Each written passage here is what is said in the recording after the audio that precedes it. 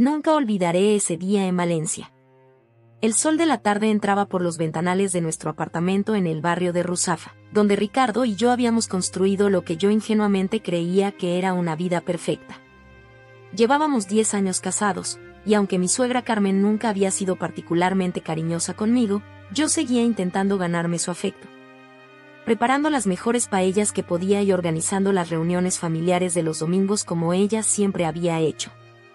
Mi hermana menor, Lucía, solía ser mi mejor amiga. Crecimos juntas en un pequeño pueblo cerca de Alicante, compartiendo secretos y sueños. Ella siempre fue la guapa de la familia, con su pelo negro perfecto y esa sonrisa que cautivaba a todos.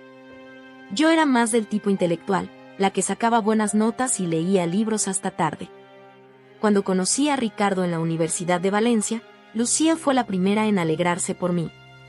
O eso creía yo. Las primeras señales comenzaron hace unos meses. Ricardo empezó a actuar de manera extraña. Se quedaba hasta tarde trabajando en la inmobiliaria, aunque el mercado estaba más tranquilo que nunca. Su teléfono siempre estaba boca abajo, y había cambiado la contraseña varias veces. Al principio, me convencí de que eran imaginaciones mías.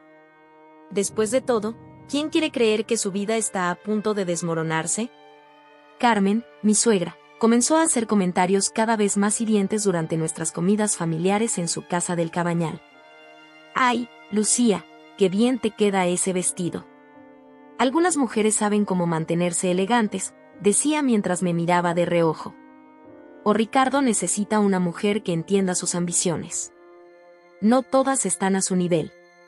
Cada palabra era como una aguja, pero yo sonreía y servía más sangría, convenciéndome de que solo era su manera de ser.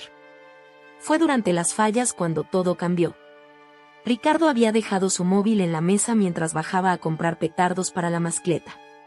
Un mensaje de WhatsApp iluminó la pantalla. Esta noche, cuando ella se duerma. Era de Lucía. Mi corazón se detuvo.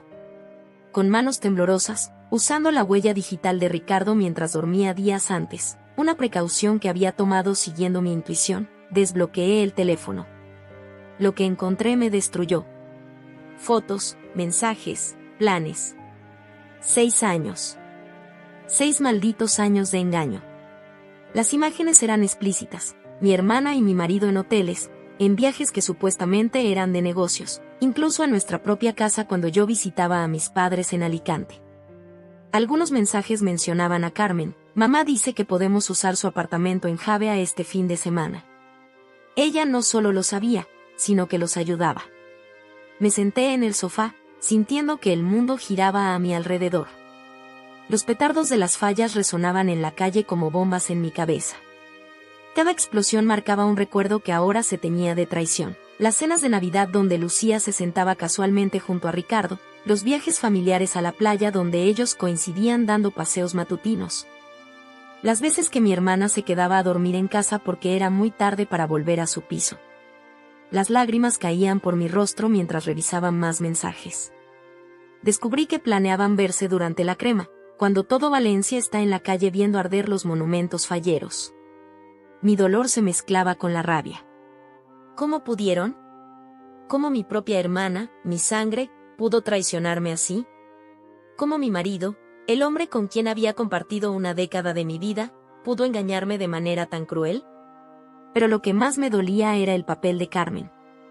Los mensajes revelaban que ella había estado orquestando encuentros, proporcionando coartadas, incluso sugiriendo formas de mantenerme en la ignorancia. Ana nunca fue suficiente para Ricardo, decía en un mensaje a Lucía. Tú eres la nuera que siempre quise. Durante horas, me quedé sentada en ese sofá, leyendo cada mensaje, mirando cada foto, armando el rompecabezas de mi vida destruida. El ruido de las fallas continuaba afuera, la gente celebraba en las calles, y yo sentía que vivía en una realidad paralela donde nada tenía sentido. Cuando Ricardo regresó con los petardos, actué con normalidad. Sonreí, preparé la cena, incluso hice planes para ver la crema. Pero algo había cambiado dentro de mí. Mientras veíamos arder los ninots en la plaza del ayuntamiento, rodeados de miles de valencianos celebrando el final de las fiestas, yo hacía una promesa silenciosa. Esto no quedaría así. No sería la víctima patética que todos esperaban. No me derrumbaría como seguramente habían previsto. Si querían jugar, jugaríamos. Pero esta vez, yo establecería las reglas. Mientras las llamas consumían los monumentos falleros, sentí que algo nuevo nacía en mí, una determinación fría y calculada. Esa noche, después de que Ricardo se durmiera, comencé a planear. Necesitaba más pruebas, necesitaba entender el alcance completo de su traición. Y sobre todo, necesitaba mantener la calma. La venganza, como el buen arroz de paella, necesita su tiempo de cocción. En los días siguientes, establecí una rutina. Cada mañana iba a trabajar a mi despacho de abogada en el centro, sonreía a mis compañeros, atendía a mis clientes. Por las tardes, cenaba con Ricardo, escuchaba sus mentiras sobre reuniones tardías y viajes de negocios. Los domingos seguíamos yendo a casa de Carmen, donde tenía que aguantar ver a Lucía pavoneándose por la casa como si fuera la dueña. Pero en cada momento libre, investigaba. Instalé una aplicación de registro de llamadas en el teléfono de Ricardo. Contraté a un detective privado para seguir a Lucía. Comencé a documentar cada mentira, cada encuentro, cada céntimo gastado en sus aventuras. La rabia me mantenía enfocada, pero no dejaba que me consumiera. Necesitaba mantener la mente clara. Una tarde, mientras revisaba los extractos bancarios de Ricardo, ventajas de tener una cuenta conjunta, descubrí algo que me heló la sangre. No solo me estaban engañando emocionalmente, también estaban planeando dejarme en la ruina. Habían estado moviendo dinero a una cuenta secreta, preparándose para el momento en que decidieran dejar de fingir. Fue entonces cuando supe que mi venganza no podía ser un simple arrebato emocional. Tenía que ser metódica, calculada, perfecta. Como la mejor partida de ajedrez, cada movimiento debía estar planeado con anticipación. Y yo, la supuesta víctima ingenua, sería quien daría el jaque mate. Sentada en mi despacho en Gran Vía, con vistas al bullicio de Valencia, comencé a desenredar la madeja de mentiras que había sido mi vida. Cada recuerdo, cada momento que creí especial, se teñía ahora de un color diferente. Como abogada, estaba acostumbrada a buscar la verdad entre las mentiras, pero nunca pensé que tendría que aplicar esas habilidades a mi propia vida. Recordé nuestro primer encuentro en la Facultad de Derecho. Ricardo estudiaba empresariales en el edificio de al lado, y nos conocimos en la cafetería de la universidad. Él pidió un café con leche y una tostada con tomate, típico desayuno valenciano. Yo estaba repasando para un examen de Derecho Mercantil.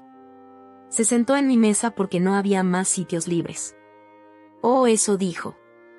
Ahora me pregunto si incluso ese primer encuentro fue planificado.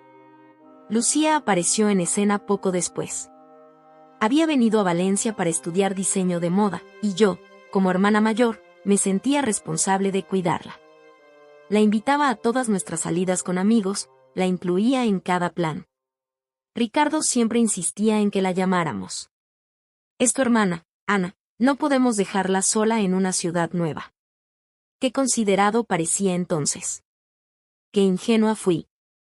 Las imágenes comenzaron a fluir en mi mente como una película mal editada. Aquella nochevieja en el ático de Carmen, con vistas a la ciudad de las artes y las ciencias. Ricardo y Lucía bailando mientras yo ayudaba en la cocina.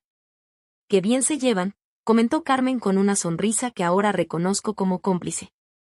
Es importante que mi hijo tenga buena relación con su cuñada. Cuñada. La palabra me provoca náuseas. Recordé el viaje a Ibiza, hace 4 años. Ricardo insistió en que Lucía viniera con nosotros. Está pasando por un mal momento con su ruptura, argumentó. 3 días antes de partir, me surgió un caso importante en el bufete. Ellos insistieron en ir sin mí. No puedes dejar escapar esta oportunidad profesional, dijeron ambos. Ahora sé que pasaron toda la semana juntos en nuestro hotel reservado, mientras Carmen me llamaba cada día para preguntarme por el caso. Las cenas familiares de los domingos tomaron un nuevo significado en mi memoria. La manera en que Lucía siempre se sentaba al lado de Ricardo, como rozaba accidentalmente su mano al pasar la sal, las miradas cómplices durante el postre. Carmen orquestando todo desde su posición en la cabecera de la mesa, como una directora de teatro dirigiendo una obra macabra. Me levanté de mi escritorio y me acerqué a la ventana. Abajo, las parejas paseaban por Gran Vía, ajenas al drama que se desarrollaba en mi cabeza. ¿Cuántas de ellas vivirían también en una mentira? ¿Cuántas personas caminando por esa acera estarían siendo engañadas por quienes más amaban?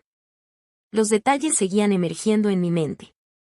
Las conferencias de Ricardo en Madrid que coincidían con los cursos de moda de Lucía en la misma ciudad.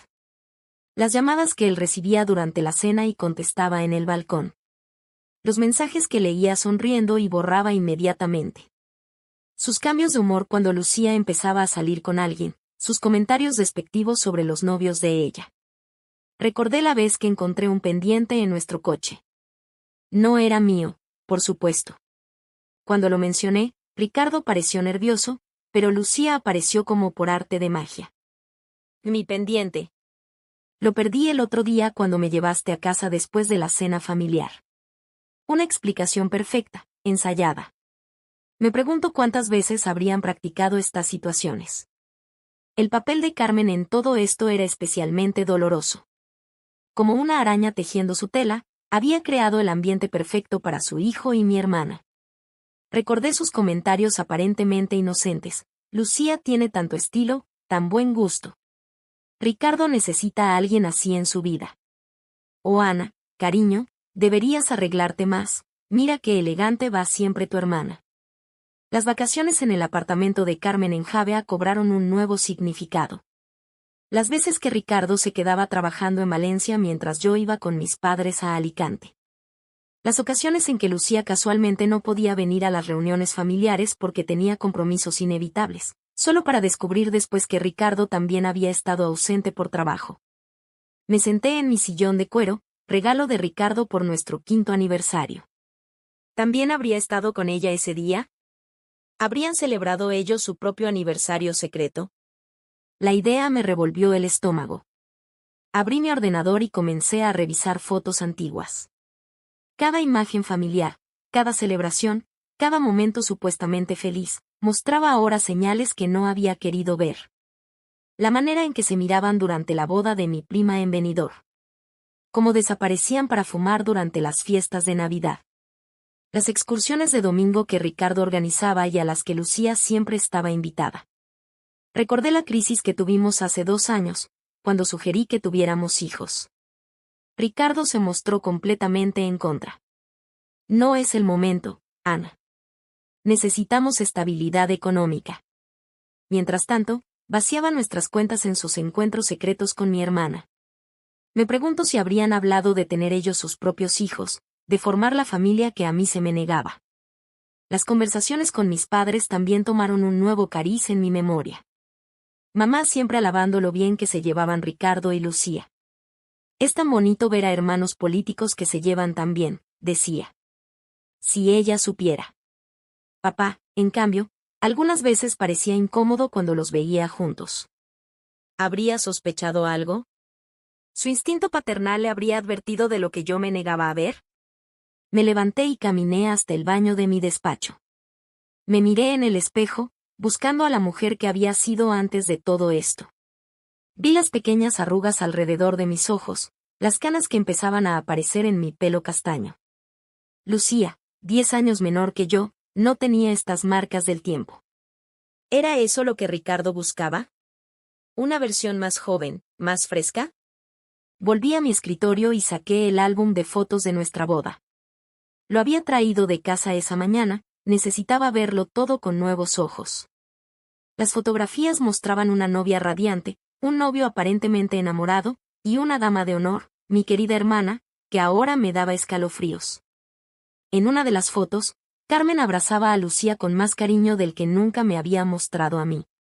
El fotógrafo había captado momentos que en su día parecían casuales y ahora gritaban la verdad, miradas furtivas durante el vals, conversaciones privadas en las esquinas durante el banquete. Sonrisas cómplices mientras yo estaba ocupada con otros invitados. Todo estaba allí, documentado para la posteridad, burlándose de mi ceguera. Encontré una foto particular que me hizo detenerme. Era de la despedida de soltera, organizada por Lucía. Ahora entiendo por qué insistió tanto en ser ella quien la organizara, por qué eligió un destino tan lejano como Barcelona. Probablemente pasó ese fin de semana con Ricardo mientras yo celebraba con amigas que ella misma había seleccionado, personas que apenas conocía y con las que nunca volví a tener contacto. Las lágrimas comenzaron a caer sobre las páginas del álbum. No eran lágrimas de tristeza, sino de rabia. Cada foto, cada recuerdo, cada momento que creí especial había sido manipulado, orquestado, manchado por su traición. Mi vida entera había sido una elaborada mentira, una obra de teatro donde yo era la única que no conocía el guión. Cerré el álbum con fuerza y lo guardé en el último cajón de mi escritorio. Ya había llorado suficiente. Era hora de actuar. Saqué mi agenda y comencé a hacer una lista detallada de cada mentira, cada coartada, cada momento sospechoso. Como abogada, sabía la importancia de documentar todo. Esta información sería mi arma. Mientras escribía, recibí un mensaje de Carmen. Nos invitaba a todos a comer el domingo. Lucía preparará su famosa paella, decía el mensaje. Por supuesto, siempre alabando las habilidades de mi hermana. Respondí que allí estaríamos, con una sonrisa emoji que nunca había sentido más falsa.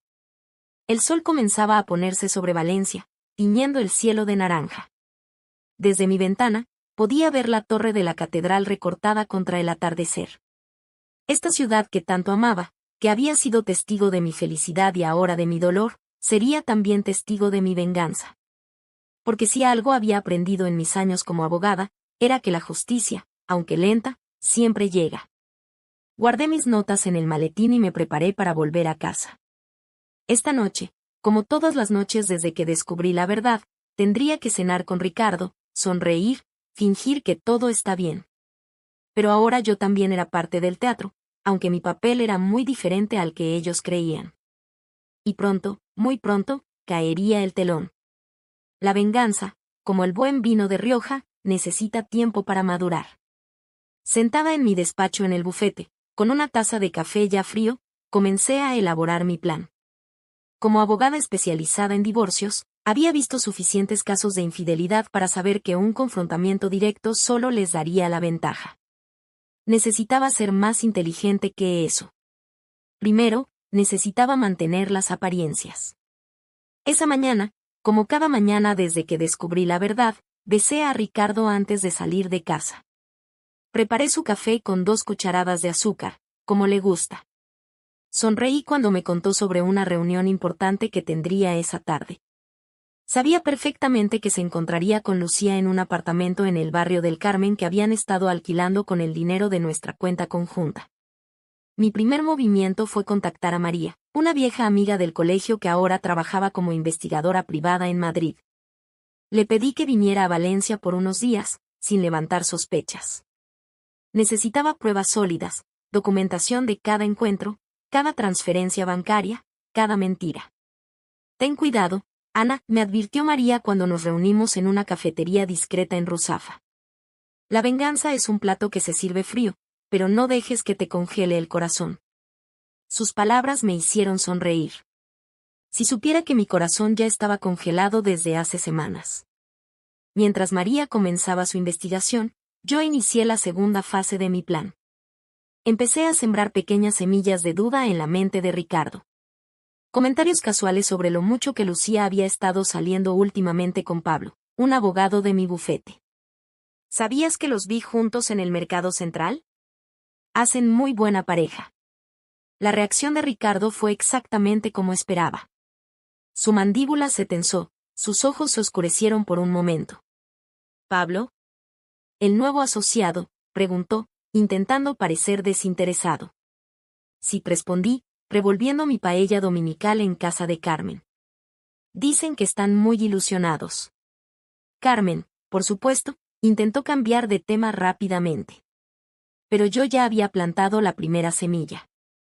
En los días siguientes, me aseguré de que Ricardo accidentalmente viera mensajes de Pablo en el teléfono de Lucía durante una de nuestras cenas familiares. Mensajes que yo misma había orquestado, por supuesto. Pablo no tenía idea de que era parte de mi plan. La tensión comenzó a crecer entre los amantes. Ricardo se volvió más posesivo, más descuidado. Comenzó a enviar mensajes a Lucía a todas horas, queriendo saber dónde estaba, con quién estaba. Lucía, molesta por su comportamiento, empezó a distanciarse. Todo según mi plan. Mientras tanto, María había descubierto algo interesante. No solo me estaban engañando emocionalmente, también había un plan financiero en marcha. Ricardo había estado desviando dinero de nuestra empresa conjunta a una cuenta en las Islas Caimán. Una cuenta que, curiosamente, estaba a nombre de Lucía. Tienen planeado dejarte en la ruina, me explicó María mientras compartíamos una botella de albariño en mi terraza. Carmen ha estado asesorándolos. Su plan era esperar a que la empresa tuviera un año especialmente bueno para entonces solicitar el divorcio y quedarse con todo. Esta información, aunque dolorosa, era exactamente lo que necesitaba. Como abogada, sabía que esto no solo era inmoral, sino ilegal. Adulterio era una cosa, fraude financiero era algo completamente diferente. El siguiente paso de mi plan involucró a Carmen. Mi querida suegra, tan orgullosa de su posición social, tan preocupada por las apariencias. Comencé a filtrar rumores en su círculo social. Pequeños comentarios sobre problemas financieros en la empresa de Ricardo. Insinuaciones sobre posibles irregularidades fiscales. Nada directamente rastreable hasta mí, por supuesto. El efecto fue inmediato. Carmen, temerosa de un escándalo que pudiera afectar su reputación en su querido club de tenis, comenzó a presionar a Ricardo. ¿Qué estás haciendo con el dinero de la empresa?, le escuché preguntarle un día, cuando creían que yo estaba en el baño. No puedo permitir que arruines el apellido de la familia. Mientras tanto, continué alimentando la paranoia de Ricardo sobre Pablo y Lucía. Organicé encuentros casuales entre ellos en diferentes lugares de Valencia. Un café en la Plaza de la Reina, una coincidencia en el Mercado de Colón, un cruce de miradas en el Teatro Principal. Cada encuentro cuidadosamente documentado por María y su equipo. La tensión entre Ricardo y Lucía alcanzó su punto máximo durante una cena familiar.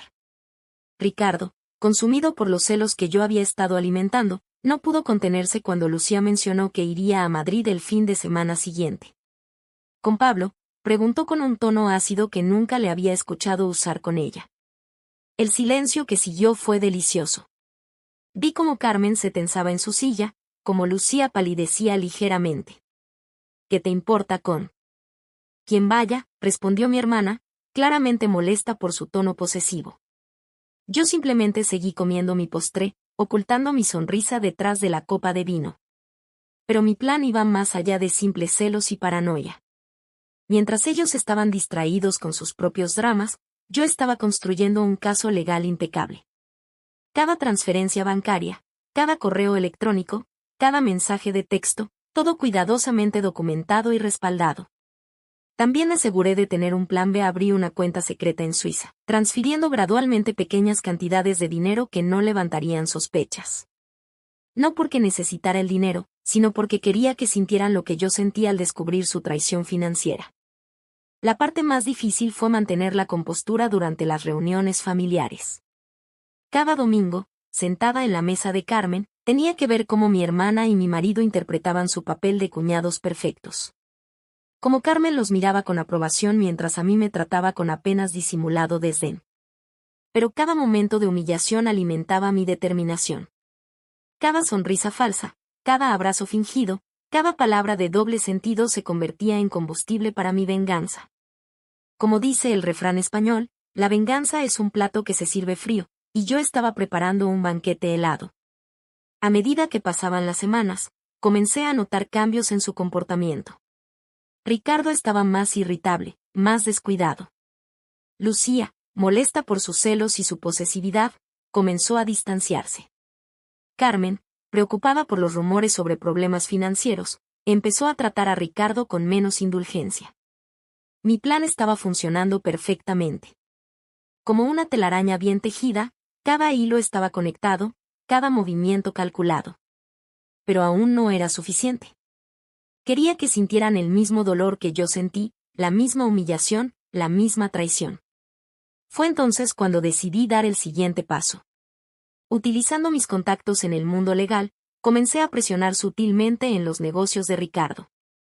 Pequeños obstáculos administrativos, retrasos en permisos, inspecciones sorpresa. Nada directamente relacionado conmigo, por supuesto, pero suficiente para causar estrés y tensión. Al mismo tiempo, me aseguré de que Lucía comenzara a recibir ofertas de trabajo tentadoras en Madrid. Ofertas que casualmente coincidían con los días en que Ricardo tenía reuniones importantes en Valencia. La distancia física comenzó a crear grietas en su relación clandestina. Carmen, mientras tanto, estaba cada vez más preocupada por su reputación. Los rumores que había plantado sobre problemas financieros comenzaron a afectar sus relaciones sociales. Sus amigas del club de tenis comenzaron a murmurar, las invitaciones a eventos sociales empezaron a escasear. Una tarde, mientras revisaba los documentos que María había recopilado, encontré algo que me hizo sonreír. Un correo electrónico de Ricardo a Lucía, quejándose de que ya no pasaban tanto tiempo juntos como antes. ¿Es por Pablo?, preguntaba. ¿Has estado viéndolo? La paranoia que había sembrado estaba dando sus frutos. La respuesta de Lucía fue igual de reveladora. Estás actuando como un loco, escribió. No puedes controlar mi vida. Tengo derecho a ver a quien quiera. Las grietas en su relación perfecta se estaban convirtiendo en fisuras. Mientras tanto, yo seguía interpretando mi papel de esposa ignorante a la perfección. Preparaba las cenas, asistía a los eventos familiares, sonreía en los momentos adecuados. Pero cada noche, en la soledad de mi despacho, seguía tejiendo mi red. El golpe maestro llegó cuando conseguí que uno de los socios de Ricardo en la empresa comenzara a sospechar de las irregularidades financieras. No fue difícil, solo tuve que asegurarme de que ciertos documentos llegaran a las manos correctas. La paranoia de Ricardo alcanzó nuevos niveles cuando su socio comenzó a hacer preguntas incómodas sobre las transferencias a las Islas Caimán. A estas alturas, mi plan estaba casi completo. Tenía todas las pruebas que necesitaba, documentos financieros, fotografías comprometedoras, mensajes de texto, correos electrónicos. Cada pieza del rompecabezas estaba en su lugar. Solo faltaba el golpe final. Decidí que sería durante la próxima reunión familiar. Carmen había organizado una gran cena para celebrar su cumpleaños.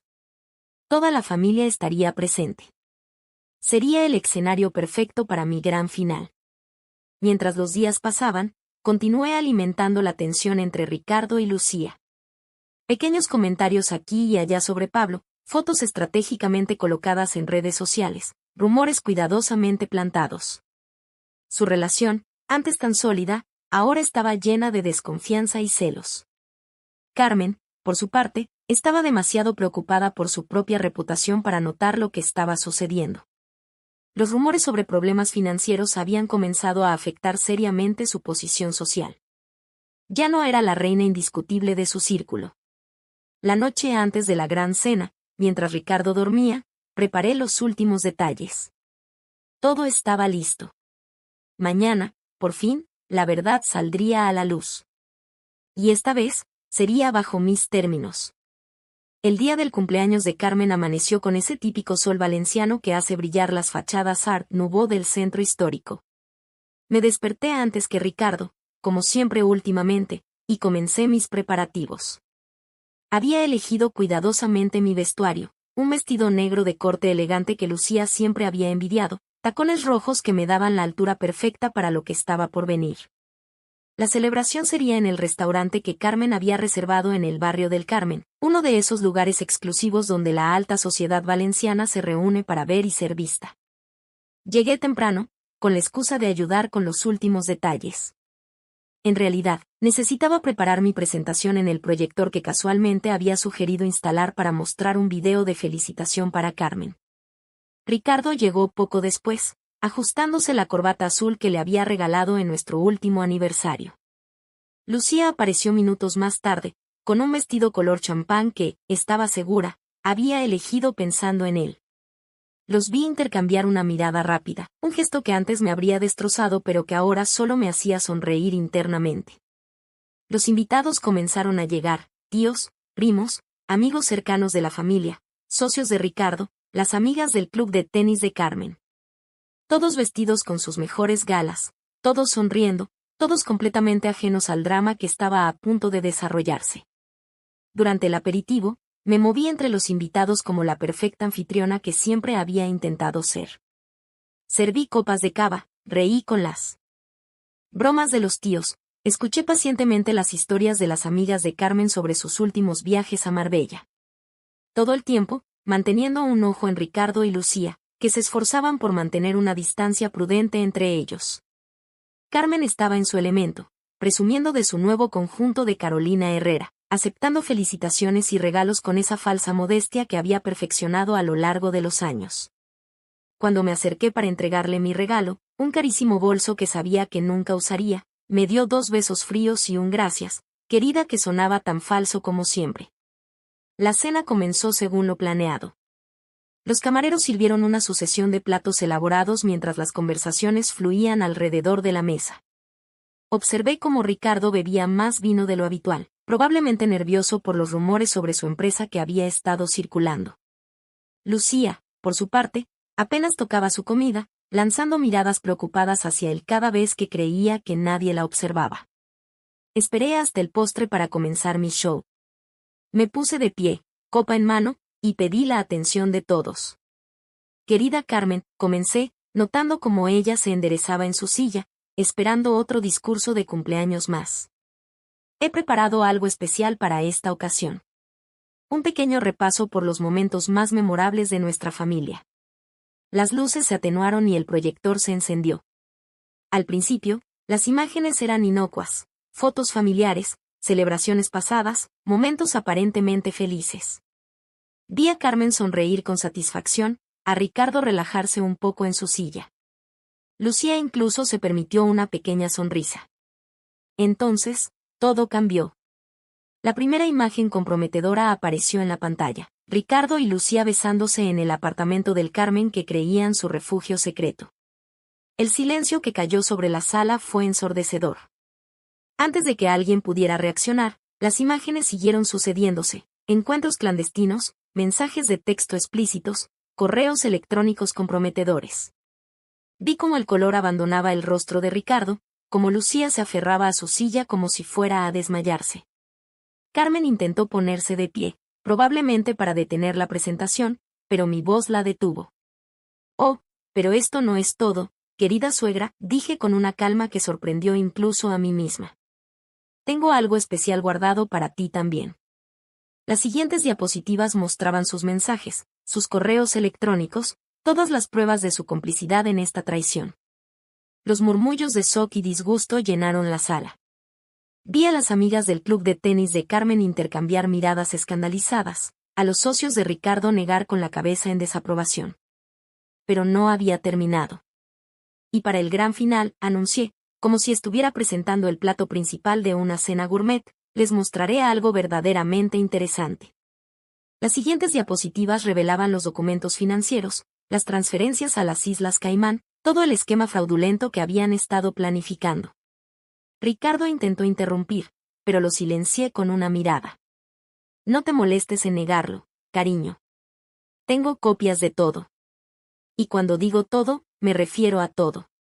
Proyecté los estados de cuenta, los contratos secretos, las transferencias sospechosas. Vi cómo sus socios se inclinaban hacia adelante, súbitamente muy interesados en los números que aparecían en la pantalla. Lucía comenzó a llorar, un espectáculo patético que en otro tiempo me habría conmovido. Ahora solo me provocaba asco. Carmen, por su parte, parecía haber envejecido 10 años en los últimos 10 minutos. Su perfecta máscara social se había agrietado irremediablemente. Pero no se preocupen, continué, mi voz dulce como el veneno, he sido tan meticulosa en recopilar estas pruebas como ustedes lo fueron en traicionarme. Cada documento está autenticado, cada grabación verificada, cada transferencia bancaria documentada. Los invitados comenzaron a levantarse incómodos de sus sillas. Algunos murmuraban excusas, otros simplemente se dirigían hacia la salida. El cumpleaños perfecto de Carmen se había convertido en su peor pesadilla social. Por cierto, añadí, dirigiéndome a los socios de Ricardo que aún no habían huido, tienen copias de todos los documentos financieros en sus correos electrónicos. Creo que encontrarán la lectura bastante reveladora. Ricardo finalmente encontró su voz. Ana, por favor, podemos hablar de esto en privado. Su tono suplicante me provocó una risa amarga. ¿Hablar en privado? ¿Como cuando tú y mi hermana hablaban en privado durante 6 años? ¿Como cuando planeaban en privado quedarse con todo lo que he construido? Mi voz no tembló ni una vez. No, Ricardo. Se acabaron los secretos. Me giré hacia Lucía, que había dejado de llorar y ahora me miraba con una mezcla de miedo y vergüenza. ¿Sabes qué es lo más patético, hermanita? Que realmente creíste que él te amaba. Que eras especial. Pero solo eras conveniente, joven, manipulable, y lo suficientemente estúpida como para traicionar a tu propia sangre. Carmen intentó intervenir, pero la detuve con un gesto. Y tú, querida suegra, siempre tan preocupada por las apariencias, por el qué dirán. ¿Qué dirán ahora tus amigas del club de tenis? ¿Qué dirá la sociedad valenciana de la madre que ayudó a su hijo a engañar a su esposa con su propia cuñada? Los pocos invitados que quedaban observaban la escena en silencio, como espectadores de un accidente de tráfico del que no pueden apartar la mirada. Vi a María, mi investigadora y amiga, en una esquina, grabando discretamente todo con su teléfono. Más pruebas para el futuro. Les he preparado carpetas individuales a cada uno, continué, señalando 3 sobres gruesos sobre la mesa. Ahí encontrarán copias de todas las pruebas, junto con algunos documentos legales que requerirán su atención inmediata. Oh, y Ricardo, tus socios recibirán un informe detallado de todas tus actividades financieras creativas. El rostro de Ricardo se tornó ceniciento. Sabía que su carrera, su reputación, todo por lo que había trabajado, estaba a punto de desmoronarse. Lucía parecía a punto de vomitar, y Carmen. Carmen simplemente parecía derrotada, una anciana que había perdido todo su poder. Les sugiero que lean los documentos cuidadosamente, añadí, recogiendo mi bolso. Especialmente la parte sobre el acuerdo de divorcio, Ricardo. Creo que encontrarás los términos, no negociables. Me dirigí hacia la salida, pero me detuve un momento.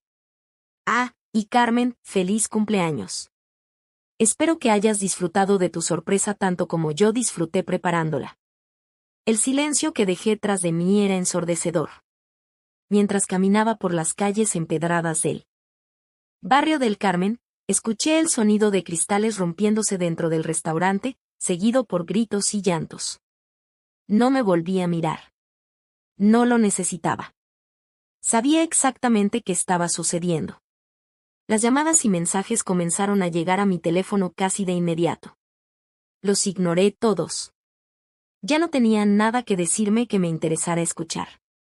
Sus súplicas, sus explicaciones, sus amenazas, todo llegaba demasiado tarde.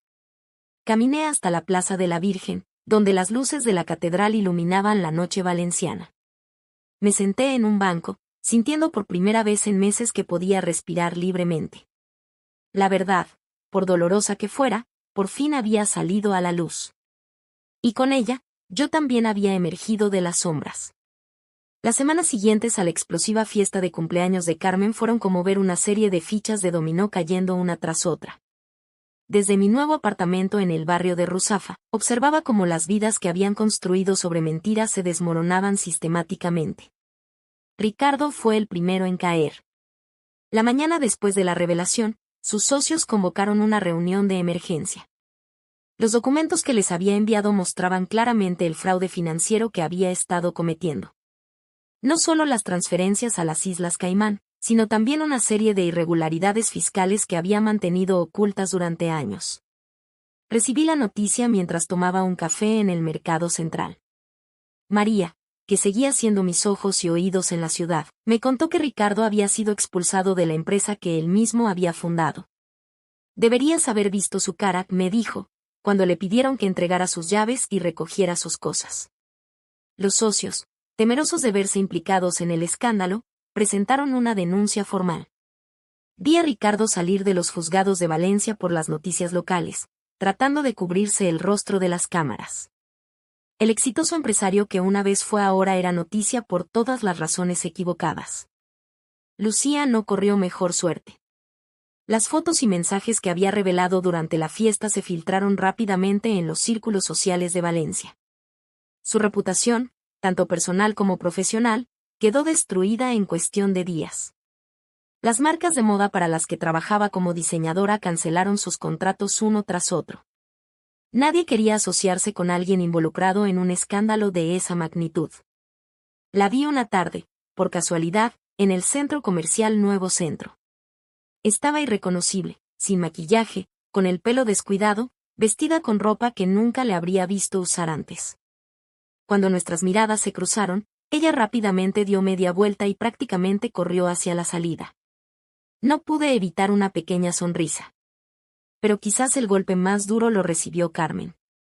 Su precioso mundo social, construido durante décadas de cenas, eventos benéficos y partidos de tenis, se derrumbó como un castillo de naipes. Sus amigas del club, esas mismas que durante años habían alabado sus fiestas y envidiado su familia perfecta, ahora la evitaban como si fuera portadora de una enfermedad contagiosa. María me contó que Carmen había intentado organizar su tradicional almuerzo mensual en el Club de Tenis Valencia, pero nadie había aceptado la invitación. Se sentó sola en una mesa para 12, me dijo María, pidió una botella de vino y se la bebió entera antes de irse tambaleando. El divorcio avanzaba según mis términos. Ricardo, amenazado con la exposición de más pruebas de sus actividades fraudulentas, aceptó todas mis condiciones sin protestar. Me quedé con la casa, que inmediatamente vendí, la mayoría de los activos y una generosa pensión compensatoria. Él apenas tuvo fuerzas para discutir. Los intentos de Lucía por contactarme eran patéticos. Primero fueron mensajes de texto llenos de disculpas y explicaciones. Luego, correos electrónicos cada vez más desesperados. Finalmente, una tarde se presentó en mi despacho, pero ya había dado instrucciones específicas. Mi hermana ya no existía para mí. La vi desde la ventana, llorando en la acera durante casi una hora antes de marcharse. En otro tiempo, esa imagen me habría partido el corazón. Ahora solo sentía una fría satisfacción. Las lágrimas que derramaba eran el precio de su traición. Carmen intentó hacer de mediadora, por supuesto. Me llamó una tarde, su voz temblorosa por el alcohol que claramente había estado bebiendo. Ana, por favor, suplicó, esto está destruyendo a la familia. ¿No podemos simplemente olvidarlo todo y seguir adelante? Mi respuesta fue simple, ¿familia? ¿Qué familia, Carmen? Tú y tu hijo la destruyeron hace 6 años. Yo solo expuse la verdad. Colgué mientras ella seguía balbuceando excusas. Los efectos en cadena continuaron extendiéndose. Los antiguos amigos de Ricardo comenzaron a evitarlo, temerosos de que sus propias actividades dudosas pudieran salir a la luz. Sus contactos en el mundo empresarial dejaron de responder sus llamadas. Incluso su contador, que había sido cómplice en muchas de sus operaciones fraudulentas, decidió cooperar con las autoridades para salvar su propio pellejo. Lucía intentó reinventarse en Madrid, pero su reputación la había precedido. El mundo de la moda es pequeño, y los chismes viajan rápido. Ningún estudio de diseño quería arriesgarse a contratarla. Las facturas comenzaron a acumularse, y pronto tuvo que vender su lujoso apartamento en el barrio de Salamanca y mudarse a un pequeño estudio en las afueras. María me mantenía informada de cada detalle. Me contó cómo Ricardo había intentado conseguir trabajo en otras empresas, pero nadie quería arriesgarse. Como Lucía había tenido que empezar a vender su colección de bolsos de diseñador para pagar el alquiler. Como Carmen había sido excluida de la junta directiva de su querida asociación benéfica. Cada pieza de información era como un pequeño regalo, una confirmación de que la justicia, aunque tardía, finalmente había llegado. Veía sus vidas desmoronarse desde la distancia, como una espectadora de una obra de teatro que yo misma había escrito. Los rumores sobre la aventura y el escándalo financiero llegaron incluso a los periódicos locales. Un día, tomando mi café matutino en la terraza de un café en la Plaza de la Reina, vi un pequeño artículo en Las Provincias. Conocido empresario valenciano enfrenta investigación por fraude fiscal. La foto de Ricardo, tratando de esconderse de los fotógrafos mientras salía del juzgado, me hizo sonreír. Carmen intentó mantener las apariencias durante un tiempo. Seguía yendo a su peluquería de siempre en la calle Colón, comprando en las tiendas más exclusivas, actuando como si nada hubiera cambiado. Pero las miradas de lástima y los murmullos a sus espaldas finalmente la quebraron. María me contó que la había visto comprando vino en el supermercado a las 9 de la mañana, con el pelo sin peinar y wearing el mismo conjunto del día anterior.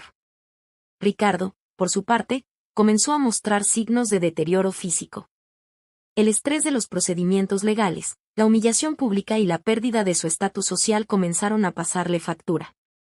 Su pelo, antes perfectamente peinado, se volvió gris y descuidado. Comenzó a beber más de la cuenta, y más de una vez lo vieron tambaleándose por las calles del Carmen a altas horas de la noche. Lucía intentó un último recurso desesperado, publicar su versión de la historia en las redes sociales. Un largo post en Instagram donde se presentaba como una víctima del amor y las circunstancias. La respuesta fue brutal. Los comentarios la destrozaron, recordándole su traición no solo hacia mí, sino hacia el concepto mismo de familia. Observé todo esto desde la distancia, construyendo mi nueva vida. Me mudé a un elegante apartamento en Ruzafa, un barrio bohemio y artístico que siempre me había gustado. Comencé a trabajar en casos más selectivos en mi bufete, especializándome en divorcios de alto perfil. Mi propia experiencia se había convertido en mi mejor carta de presentación. Las noticias sobre mis exfamilias seguían llegando. Carmen tuvo que vender su preciada casa en el Cabañal, incapaz de mantener el estilo de vida al que estaba acostumbrada. Ricardo fue visto trabajando como vendedor en una tienda de electrodomésticos, una caída en desgracia que la sociedad valenciana comentó durante semanas. Lucía terminó dando clases particulares de diseño en una academia de barrio, muy lejos de sus sueños de alta costura. Cada vez que escuchaba una nueva historia sobre su caída en desgracia, sentía una mezcla de satisfacción y paz interior. No era felicidad, exactamente, la traición había dejado cicatrices demasiado profundas para eso, pero era una sensación de justicia cumplida. Un día, aproximadamente un año después del famoso cumpleaños de Carmen, recibí un sobre en mi despacho. Era una carta de Lucía, escrita a mano en papel barato. La leí sin emoción, era una larga confesión, una súplica de perdón, un reconocimiento tardío de su culpa. La guardé en un cajón sin responder. Algunas traiciones son demasiado grandes para ser perdonadas. Ricardo intentó contactarme una última vez a través de su abogado. Quería renegociar los términos del divorcio, alegando que no podía mantener los pagos acordados. Mi respuesta fue simple: o cumplía con lo acordado, o más documentos sobre sus actividades fraudulentas llegarían a manos de las autoridades fiscales. Carmen, por su parte, enfrentaba sus propios demonios. La soledad y el alcohol se habían convertido en sus únicos compañeros. María la vio un día en el mercado central, discutiendo con un vendedor sobre el precio de las verduras, claramente bajo los efectos del alcohol. La orgullosa matriarca de la sociedad valenciana se había convertido en objeto de lástima y burla. Mientras sus vidas se desmoronaban, la mía florecía. Mi bufete prosperaba, mi reputación crecía. Me había convertido en una especie de heroína para otras mujeres traicionadas, un ejemplo de cómo la venganza, cuando se sirve fría y calculada, puede ser el mejor plato. 5 años han pasado desde aquella noche en que expuse la verdad en el cumpleaños de Carmen. Ahora estoy sentada en la terraza de un café en Barcelona, mi nueva ciudad, observando el ir y venir de la gente por las Ramblas. El camarero me trae mi café con leche y un croissant recién horneado. Es mi ritual matutino antes de dirigirme a mi bufete en Passeig de Gràcia. La decisión de mudarme a Barcelona no fue fácil. Valencia guardaba demasiados recuerdos, demasiadas sombras. Aunque había ganado la batalla, necesitaba un nuevo horizonte, un lugar donde pudiera reescribir mi historia sin las cicatrices del pasado asomando en cada esquina. Mi bufete en Barcelona se especializa en casos de divorcios complejos y fraudes financieros. Mi propia experiencia se convirtió en mi mejor carta de presentación. Las clientas vienen buscando no solo representación legal, sino esperanza. Les cuento mi historia, no como víctima, sino como sobreviviente. Les enseño que la venganza no tiene por qué ser un plato que se sirve con rabia, sino con inteligencia y precisión quirúrgica. De vez en cuando, noticias de Valencia llegan a mis oídos. María, mi fiel amiga, mantiene sus ojos y oídos abiertos, aunque ya no con la intensidad de antes. Ya no necesito saber cada detalle de sus vidas. Sus historias han dejado de ser el centro de mi narrativa. Ricardo, me cuenta María, nunca se recuperó del todo. después de varios trabajos mediocres, terminó abriendo un pequeño negocio de importación en las afueras de Valencia. Nada que ver con su antigua gloria de empresario exitoso. Lo han visto en bares de barrio, bebiendo solo, murmurando sobre los viejos tiempos. A veces intenta impresionar a algún desconocido contándole sobre su pasado exitoso, pero nadie le cree. Lucía se mudó a Madrid, luego a Sevilla, y finalmente terminó en un pueblo pequeño de Andalucía. Da clases de costura en un centro cultural municipal. Su Instagram, antes lleno de fotos en eventos de moda y fiestas exclusivas, ahora muestra plantas de interior y gatitos callejeros que recoge. La última vez que actualizó su perfil fue hace más de un año. Carmen, por su parte, vendió su última propiedad en Valencia y se mudó a un apartamento modesto en Benidorm. Sus días de reina social terminaron. Las pocas personas que la ven dicen que parece mucho mayor de lo que es, que camina encorvada, como si cargara un peso invisible sobre sus hombros. Ya no organiza fiestas, ya no preside organizaciones benéficas. Sus tardes las pasa sentada en el balcón, mirando el mar, quizás preguntándose en qué momento todo se torció. Mi vida, en cambio, ha florecido en direcciones que nunca imaginé. El dolor de la traición se ha transformado en fuerza. Las noches de llanto se convirtieron en mañanas de determinación. Mi bufete es ahora uno de los más respetados en Barcelona en casos de divorcios de alto perfil. Las revistas jurídicas me han entrevistado varias veces, interesadas en mi enfoque único para manejar casos complejos de infidelidad y fraude. He aprendido a amar de nuevo, aunque de una manera diferente. No con la inocencia ciega de antes, sino con una sabiduría ganada a golpes. Manuel, un arquitecto que conocí en una exposición en el MACBA, me enseñó que no todos los hombres son como Ricardo. Llevamos 2 años juntos, viviendo en un hermoso apartamento en el Eixample. No hay secretos entre nosotros. Le conté mi historia completa en nuestra tercera cita, y su respuesta fue simplemente abrazarme y decir, eres la mujer más fuerte que he conocido.